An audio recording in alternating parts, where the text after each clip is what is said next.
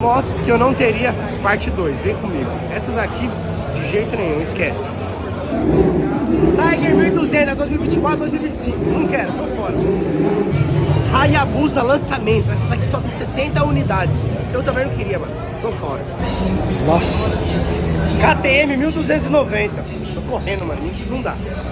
R1300 GS, mano, não quero. E pra finalizar, CBR Fireblade RRR. Essa daqui, tô fora. Mas com certeza você deve estar se perguntando de novo, por que eu não teria nenhuma dessas motos? Gente, é simples, eu não tenho dinheiro, só vou ter se eu roubar.